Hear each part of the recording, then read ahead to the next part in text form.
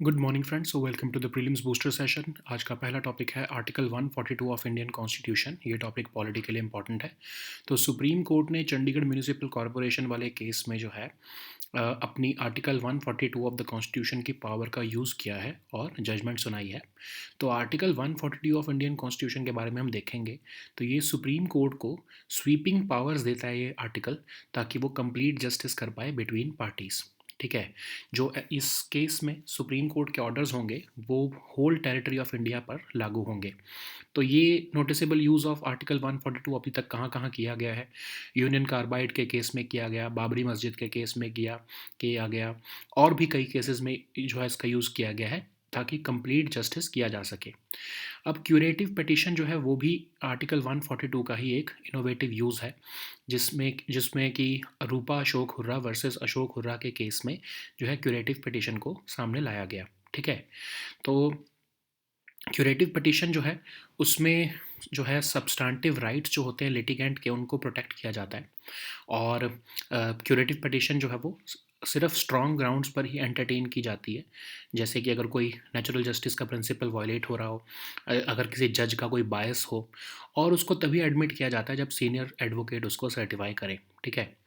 तो अगर हम देखें क्रिटिसिज्म क्या है आर्टिकल 142 का, कि एक तो ये जुडिशरी जो है वो ज़्यादा एक्सरसाइज करती है पावर। जुडिशरी जो है वो है वैसे भी अनअकाउंटेबल है, लाइक अनलाइक लेजिस्लेचर और एग्जीक्यूटिव। और सेपरेशन ऑफ पावर्स डॉक्ट्रिन को भी वायलेशन होती है इससे। अब कहने को तो कंप्लीट जस्टिस करने के लिए जो है आर्टिकल 142 के अंदर सुप्रीम कोर्ट जो है वे पावर्स यूज़ कर सकता है, पर कंप्लीट जस्टिस की डेफिनेशन क्या है, ये भी एक क्रिटिसिज्म है। तो आर्टिकल 142 में जो है कुछ लिमिटेशंस भी हैं सुप्रीम कोर्ट के ऊपर।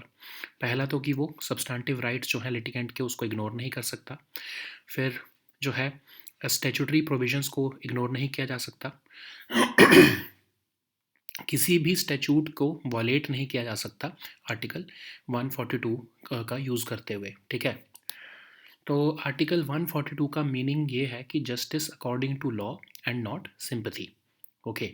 सो नेक्स्ट हम टॉपिक देखते हैं लीनियंसी प्लस रिजीम। ये टॉपिक गवर्नेंस और इकोनॉमी दोनों के लिए इंपॉर्टेंट है।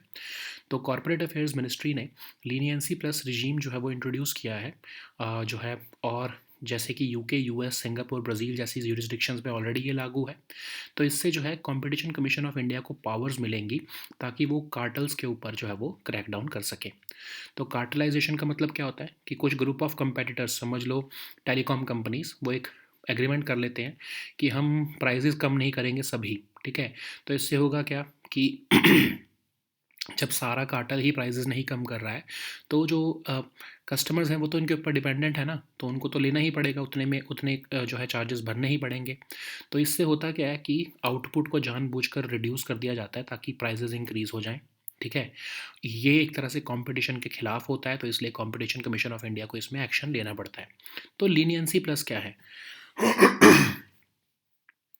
एक एंटी ट्रस्ट एनफोर्समेंट स्ट्रेटजी है, ताकि जो समझ लो किसी कंपनी के खिलाफ या किसी भी इंडिविजुअल के खिलाफ अगर इन्वेस्टिगेशन चल रही है कि वो किसी कार्टल का पार्ट है, अगर वो किसी और कार्टल के बारे में इंफॉर्मेशन दे देता है कंपटीशन कमीशन ऑफ इंडिया को, तो जो इन्फॉर्मेशन वो दे रहा है उसके बेसिस पर, और अगर एक्शन प्रूव हो जाता है, मतलब बहुत जो है इंपॉर्टेंट इन्फॉर्मेशन होती है वो, तो उसकी वजह से जो है उसको जो पेनल्टी लगनी है फर्स्ट केस में, फर्स्ट कार्टल के केस में, वो थोड़ी कम कर दी जाती है। ठीक है। तो सिग्निफिकेंस क्या है इसका, कि एक तो जो है उस पर्सन को या उस इंडिविजुअल, उस ऑर्गेनाइजेशन को जो कार्टल के चार्जेस में जो है जिसके ऊपर पेनल्टीज़ लग रही हैं, अगर वो हेल्प कर देती है कंपटीशन कमीशन ऑफ इंडिया की बाकी के कार्टल्स के बारे में बताने में, तो उनकी जो है मॉनेटरी पेनल्टी को कम कर दिया जाता है। 30% जो उनके फर्स्ट कार्टल के केस की पेनल्टी है, 100% जो उनके न्यूली डिस्क्लोज कार्टल के जिसके बारे में वो डिस्क्लोजर दे रहे हैं उससे रिलेटेड जो पेनल्टी है वो 100% वेव ऑफ कर दी जाएगी। ठीक है। तो इससे एप्लीकेंट्स को इंसेंटिवाइज किया जाएगा कि वो डिस्क्लोजर्स जो है वो सामने लाएं, बताएं कार्टल्स के बारे में। ठीक है। तो इसका डायरेक्ट इम्पैक्ट इकोनॉमी पे और कंज्यूमर वेलफेयर दोनों पर होगा।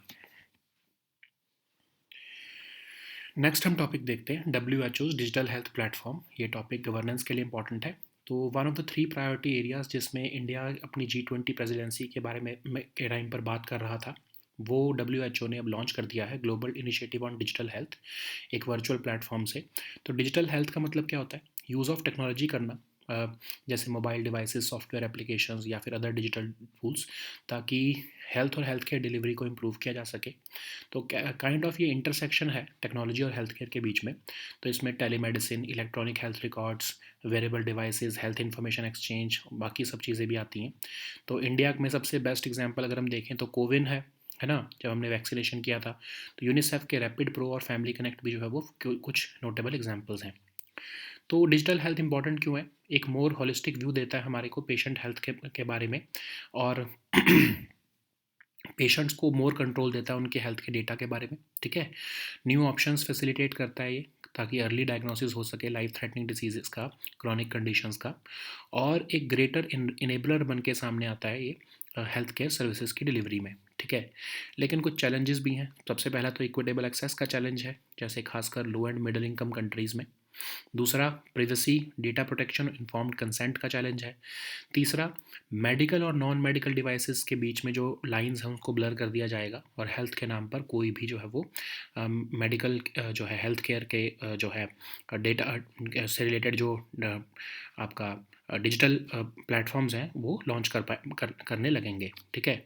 तो ये ग्लोबल जो है इनिशिएटिव है, इसके बारे में अगर हम देखें डिजिटल हेल्थ का, one of the key deliverables है जो इंडिया की G20 प्रेसिडेंसी के टाइम पर जो है वो इंडिया ने पेश किए थे।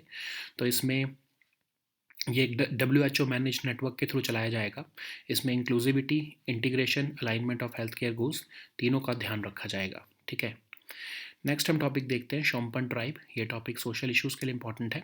तो इंडिया के प्रेसिडेंट ने रिसेंटली एक multi billion dollar development program जहाँ पर होने वाला है उस आइलैंड के जो है टूर किया था, जहाँ पर इंडिजिनस शोम्पन ट्राइब रहती है, ठीक है? जिससे कि वो हार्म हो सकती है ऑफ कोर्स। तो Shompen tribe one of the most isolated tribes है अर्थ पर। ये dense tropical rain forest of Great Nicobar Island of Andaman और Nicobar island group of islands पर रहती हैं। ये वन ऑफ द पीवीटीजीज़ हैं इंडिया में। इनकी पॉपुलेशन सिर्फ 229 है as per census 2011। Small groups में रहते हैं, सेमी नोमैडिक हंटर गैदरर्स हैं, अपनी ही लैंग्वेज बोलते हैं, मंगोलॉइड फीचर्स एग्जिबिट करते हैं, और इनकी न्यूक्लियर फैमिलीज़ होती हैं, ओके? नेक्स्ट हम टॉपिक देखते हैं मॉडल कोड ऑफ कंडक्ट। ये टॉपिक आपके पॉलिटी के लिए इंपॉर्टेंट है। तो एक इंडियन डेलीगेशन जो है वो यूके पहुंचने वाला है, ताकि फ्री ट्रेड एग्रीमेंट जो है वो साइन किया जा सके, क्योंकि जनरल इलेक्शंस इंडिया में शुरू होने वाले हैं और तब मॉडल कोड ऑफ कंडक्ट आ जाएगा, तो ये नहीं हो पाएगा, ठीक है? तो मॉडल कोड ऑफ कंडक्ट है क्या? सेट ऑफ गाइडलाइंस हैं जिससे पॉलिटिकल पार्टीज़ और कैंडिडेट्स को रेगुलेट किया जाता है इलेक्शंस के टाइम पर, इलेक्शन कमीशन ऑफ इंडिया द्वारा, ताकि फ्री और फेयर इलेक्शंस करवाए जा सकें।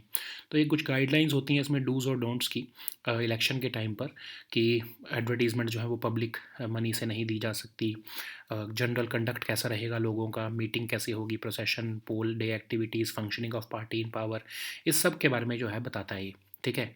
और ये जैसे ही Election Commission of India election announce करते हैं उसी टाइम से शुरू हो जाता है इन्फोर्स, और जब तक अनाउंस नहीं किए जाते रिजल्ट तब तक ये जो है वो इन्फोर्स रहता है। अगर हम जनरल इलेक्शंस के बारे में देखें लोकसभा में, तब जो मॉडल कोड ऑफ कंडक्ट होता है वो कंट्री के through out the country applicable होता है। क्या ये लीगली इन्फोर्सेबल है? नहीं, ऑफ कोर्स ये लीगली इन्फोर्सेबल नहीं है, पर कुछ जो इसके प्रोविजंस हैं वो representation of people act, IPC और सीआरपीसी से लिए गए हैं। नेक्स्ट हम टॉपिक देखते हैं रायसीना डायलॉग। ये टॉपिक इंटरनेशनल रिलेशंस के लिए इंपॉर्टेंट है। तो अभी 9th addition of Raisina dialogue जो है वो चल रहा है दिल्ली में। तो एक एनुअल कॉन्फ्रेंस है जियो पॉलिटिक्स और जियो इकोनॉमिक्स के ऊपर, जो कि हर साल 2016 से जो है वो कंडक्ट की जाती है न्यू दिल्ली में। इसको ऑब्जर्वर रिसर्च फाउंडेशन और मिनिस्ट्री ऑफ एक्सटर्नल अफेयर्स मिलकर जो है वो ऑर्गेनाइज करते हैं। इस बार का थीम है Chaturang, conflict, contest, cooperate and create, okay? Next हम टॉपिक देखते हैं यूएनएस कैप। ये टॉपिक इंटरनेशनल रिलेशंस के लिए इंपॉर्टेंट है। तो एक न्यू रिपोर्ट दी है यूएनएस कैप ने जिसमें कहा गया है कि जो एशिया पैसिफिक का रीजन है ये अपने जो सस्टेनेबल डेवलपमेंट गोल्स हैं 17 उसको 2030 तो छोड़ो 2062 तक जाकर जो है वो अटेन कर पाएगा अगर इसी स्पीड पर जो है काम चलता रहा तो यूएनएस कैप है क्या? एक इंटर गवर्नमेंटल प्लेटफॉर्म है एशिया पैसिफिक रीजन के लिए। 1947 में इसको बनाया गया था। इकोनॉमिक और सोशल डेवलपमेंट ऑफ एशिया और पैसिफिक रीजन देखता है, ये प्रमोट करता है। 53 मेंबर स्टेट्स हैं इसके, 9 एसोसिएट मेंबर्स हैं और इसका हेडक्वार्टर बैंकॉक में, थाईलैंड में है। तो सस्टेनेबल डेवलपमेंट गोल्स क्या हैं जो कि यूनाइटेड नेशंस ने 2015 में अडॉप्ट किए थे? 231 यूनिक इंडिकेटर्स हैं, 17 टोटल गोल्स हैं और ये इस तरह से इंटीग्रेटेड हैं कि एक जगह पे आप एक्शन लेते हो तो इसका आउटकम बाकी के गोल्स में भी देखने को मिलता है, ठीक है, ताकि सोशल, इकोनॉमिक और इन्वायरमेंटल सस्टेनेबिलिटी जैसे जो गोल्स हैं उनको बैलेंस किया जा सके। नेक्स्ट हम टॉपिक देखते हैं कपिल वस्तु रेलिक्स। ये टॉपिक आर्ट एंड कल्चर के लिए इंपॉर्टेंट है। तो 4 बोन फ्रेगमेंट्स जो लॉर्ड बुद्धा के थे, जिनको हम कपिल वस्तु रेलिक्स भी कहते हैं, जो कि अभी नेशनल म्यूजियम में है, उनको थाईलैंड लेकर जाया जा रहा है 30 साल के बाद। तो कपिल वस्तु रेलिक्स क्या है? इनको पिपरावाह से एक्सकेवेट किया गया, सिद्धार्थनगर डिस्ट्रिक्ट ऑफ उत्तर प्रदेश से, जो कि part of ancient city of Kapil वस्तु था। तो अगर हम हिस्ट्री देखें इसकी, तो एट द एज ऑफ 80 जब बुद्धा ने सेल्वेशन अटेन किया उत्तर प्रदेश के कुशीनगर डिस्ट्रिक्ट में, तो उनकी जो फ्यूनरल पायर से को कलेक्ट करके उसको 8 शेयर्स में डिवाइड किया गया और डिस्ट्रीब्यूट किया गया। अजात शत्रु ऑफ मगध में, लिच्छवीज ऑफ वैशाली में, साक्याज ऑफ कपिलवस्तु में, Mallas of Kushinagar, Bulis of Allakappa, Mallas of Pava, Koliyas of Ramagrama और ब्राह्मण ऑफ वेदाथिपा में, ठीक है। तो पर्पज़ ये था डिस्ट्रीब्यूशन का, ताकि हर जगह पर अलग अलग जगह पर स्तूपा बनाए जा सकें सेक्रेड रेलिक्स के। तो स्तूपाज इरेक्ट किए गए जो है बुद्धा के रेलिक्स से। तो सबसे ज़्यादा कहा जाता है कि जब अशोक जो है, राजा अशोक थे, उनके टाइम पर जो है इन 8 स्तूपा में से 7 को ओपन किया गया और कई तरह के लगभग 84,000 स्तूपा उन्होंने जो है वो बनाए, ताकि बुद्धिज़्म को पॉपुलराइज किया जा सके और धर्म को स्प्रेड किया जा सके। ओके, नेक्स्ट हम टॉपिक देखते हैं इब्सा फंड। ये टॉपिक इंटरनेशनल रिलेशंस के लिए इंपॉर्टेंट है। तो रिसेंटली इंडिया ने $1 मिलियन कंट्रीब्यूट किए हैं इब्सा फंड में, जो कि इंडिया, ब्राज़ील और साउथ अफ्रीका ने बनाया है।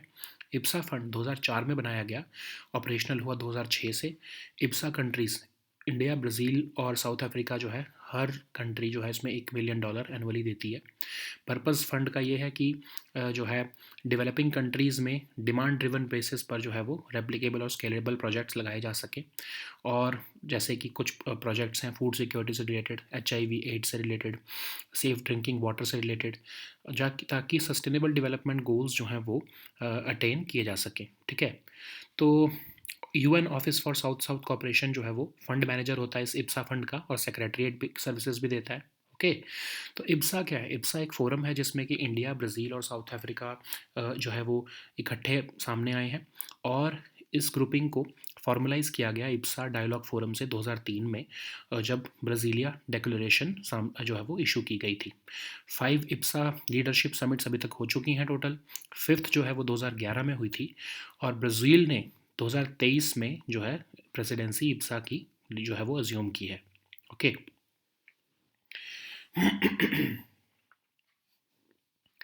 so now let us see all these topics in English.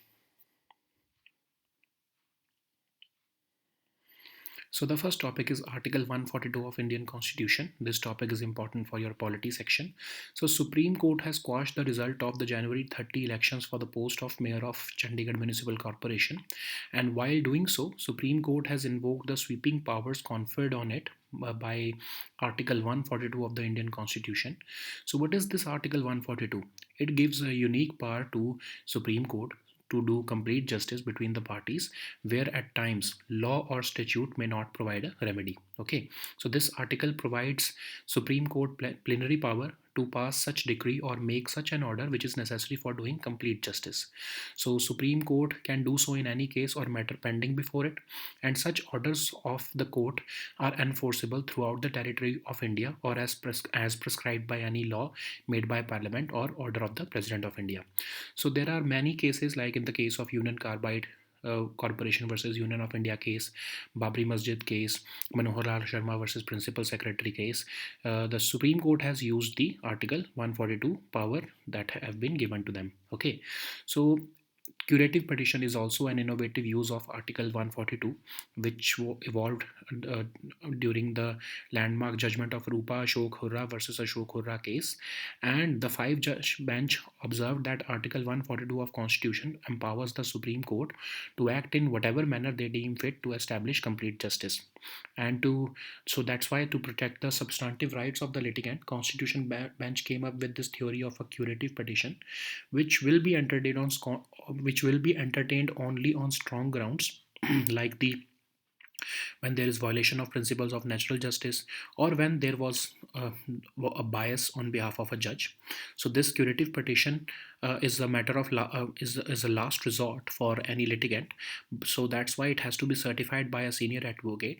And in case there is no merit in the curative petition which is being filed, then exemplary costs are imposed on the petitioner. Okay, so there have been also criticisms regarding Article 142. For example, judges or judiciary, they are not accountable for its actions, unlike the legislature and executive. The That's why there is also criticism regarding separation of powers doctrine. Okay, and the word complete justice has not been defined anywhere in the Constitution. That's why this is also a criticism. Okay, so there are certain limitations to Article 142 also. Supreme Court has also recognized the same. It has held that while exercising power under this article, the court should not ignore the substantive rights of a litigant under the existing law. The power could not be used to supplant substantive law applicable to a case. The If there is expressed statutory provisions, they cannot be ignored.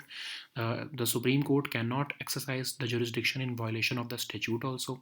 So in 2006, Supreme Court, by a five-judge bench in state of Karnataka versus Uma Devi case, clarified that complete justice under Article 142 means justice according to law and not sympathy. Okay. So the next topic is leniency plus regime. This topic is important for your governance and economy section. So Corporate Affairs Ministry has recently notified the introduction of leniency plus regime, which has already been recognized in several jurisdictions like the US, UK, Singapore and Brazil. So this will pave the way for Competition Commission of India to roll out a new cartel detecting tool, which will revolutionize antitrust enforcement in the country. So first of all, we have to understand what is cartelization. So cartelization is a practice in which a group of competitors, or let's say manufacturers, sellers or distributors, they form an agreement to limit competition. So of course this is a secret agreement in which, let's suppose that telecom service providers, they enter into a secret pact that none of us would reduce the prices of the tariff, or reduce the prices of tariff. So now the consumers would have no other option but to face the producers or the telecom service providers in this case, who are unwilling to bend there or unwilling to compete with each other because they have signed an agreement or an informal agreement that none of us are going to reduce the prices. So of course this is harming the competition, which is otherwise beneficial for the consumers. So of course for that, Competition Commission of India has to come into the picture. So that's why leniency plus provisions would help in such cases. So leniency plus is a case in which, or leniency plus regime helps the Competition Commission of India. So how does it help? So it's a proactive antitrust enforcement strategy which attracts leniency applications by encouraging those companies who are already being investigated for being part of one cartel. If they report that are other unknown cartels also which the competition regulator is not aware about, then of course if they give information about that, their penalty will be reduced in the first cartel. And if they share information regarding the second cartel of which they are part of, which the CCI is not aware of, then also the reduction in penalty will be applicable. So CCI had also issued these regulations, and they have said under this leniency plus regime that additional reduction in monetary penalty of up to 30% in the first cartel case will be given to those who are cooperating in this case in such a manner, and the applicant, if he's part of the second cartel, will receive a reduction of penalty up to 100% or equal to 100% in respect of the newly disclosed cartel. Okay. The aim is to incentivize applicants to come forward with disclosures and save time and resources on cartel investigation. So this will give requisite powers to CCI, and it will have a direct impact on the economy and consumer welfare. Okay. So the next topic is WHO's digital health platform.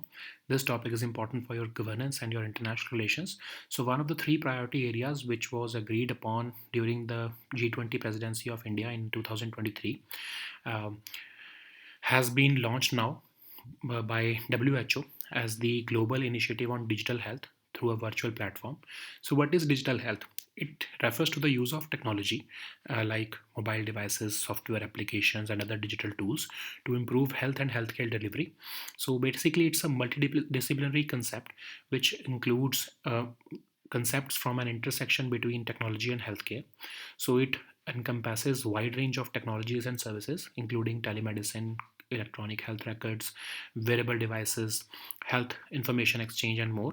So India's CoWIN is the best example for it. Okay, but there are also other examples like UNICEF's Rapid Pro and Family Connect program, etc. And you have to remember these Rapid Pro. What is Rapid Pro and Family Connect? Okay, because it can be asked in your prelims exam. So why is digital health important? So it empowers patients to have a more holistic view of patient health through access to data and giving patients more control over their health. So it also provides new options for facilitating prevention, early diagnosis of life-threatening diseases, and management of chronic conditions. Digital health is also a great enabler in delivery of healthcare services, but there are certain challenges also. For example, the challenge of equitable access, particularly for low and middle income countries, and this issue becomes more daunting against the backdrop of low digital literacy and low level of internet penetration. There are also ethical challenges like the issues related to privacy, data protection, and informed consent. And there are also other ethical challenges like it blurs the lines between what is medical and non-medical devices. So this GIDH, which has been launched by WHO, is one of the key deliverables of India's G20 presidency, and the aim is to consolidate the evidence and amplify recent and past gains in global digital health. So it will be managed by a WHO managed network, and it will ensure inclusivity, integration, and alignment of healthcare goals by not leaving anyone behind. Okay. So the next topic is Shompan tribe. This topic is important for your social issues.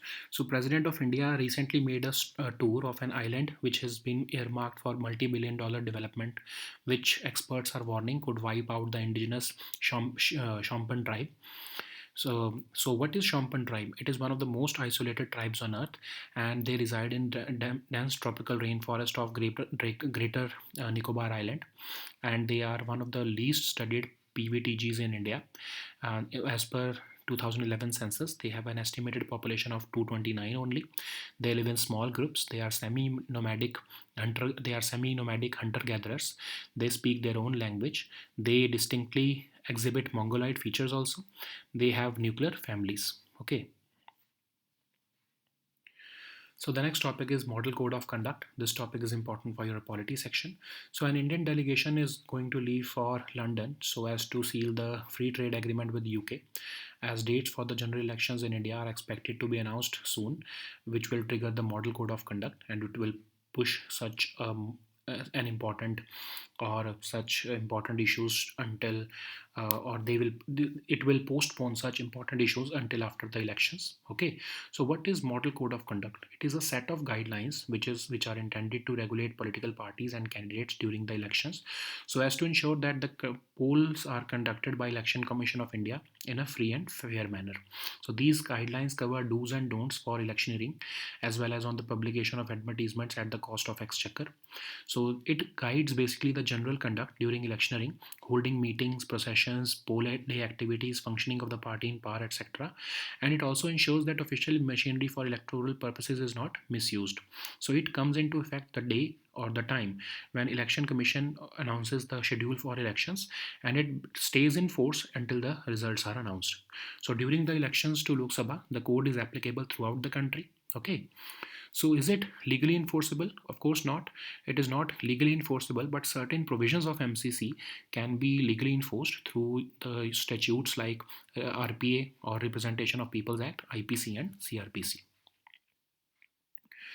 So the next topic is Raisina Dialogue. This topic is important for your international relations. So the ninth edition of Raisina Dialogue will be held from 21st February to 23rd February in New Delhi. So it's an annual conference on geopolitics and geoeconomics, which aims to address the most challenging issues faced by the world. It is held annually since 2016 in New Delhi. It is attended by people from political, business, media, and civil society backgrounds. This dialogue is a multi-stakeholder cross-sectoral discussion, initiates a multi-stakeholder cross-sectoral discussion involving heads of state, cabinet ministers, local government officials, etc. And it is organized by Observer Research Foundation in partnership with the Ministry of External Affairs. So this year the theme is Chaturang: Conflict, Contest, Cooperate, and Create. So the next topic is UNSCAP. This topic is important for your international relations. So according to a new report by UNSCAP, if we follow the current pace of growth, the Asia Pacific region will not be able to achieve the 17 Sustainable Development Goals until 2062. Forget 2030. Okay, so we will remain 32 years behind the schedule. Okay, so what is UNSCAP? It is the most inclusive intergovernmental platform in the Asia Pacific region. It was established in 1947, and its mandate is to promote economic and social development in the Asia and Pacific region. And it has 53 member states and 9 associate members. And its headquarters is located in Bangkok. What are sustainable development goals?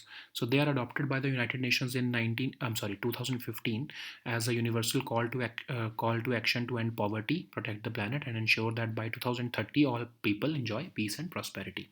So there are 231 unique indicators across 17 SDG goals, and remember that they are so integrated that action in one area will affect the outcomes in other areas also, so as to balance the social, economic, and environmental goals.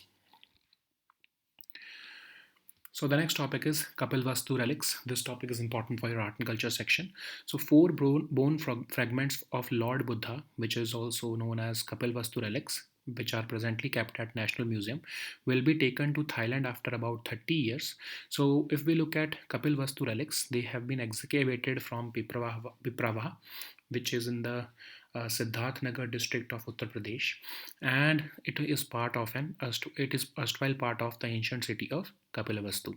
If we look at the history of Kapilavastu relics, then when at the age of 80, Buddha attained salvation in Kushinagar district of Uttar Pradesh, his relics from the funeral pyre were collected and divided into 8 shares to be distributed among the Ajat Shatrus of Magad, Lichavis of Vaishali, Sakyas of Kapilvastu, Malas of Kushinagar, Bulis of Alakpa, Malas of Pava, Kolyas of Ramagrama, and Brahman of Vedathiba. Okay, the purpose was to erect stupas over the sacred relics, and these stupas were erected over the bodily relics of Buddha. Okay, and it is stated also that Ashoka, being an ardent follower of Buddhism, opened up 7 of these 8 stupas and collected a major portion of the relics for enshrinement within innumerable stupas, about 84,000 of them built by him, so as to popularize Buddhism and spread the dharma or dhamma.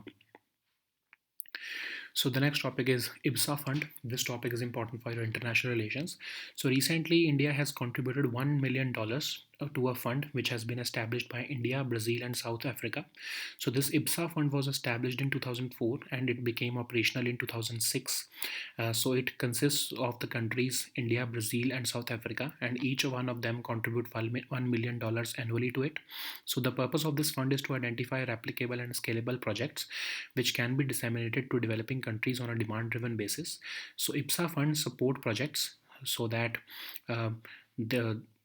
they can be so that national priorities can be achieved and internationally agreed development goals can be supported. So it involves projects like promoting food security, addressing HIV/AIDS, extending access to safe drinking water to all, and to achieve the sustainable development goals. So UN Office for South-South Cooperation serves as the fund manager and secretariat of this IPSA fund. Okay, so what is IPSA? It is a unique forum which brings together India, Brazil, and South Africa. This grouping was formalized and named the IPSA Dialogue Forum when the foreign ministers of the three countries met in Brasilia in 2003 and issued this Brasilia Declaration.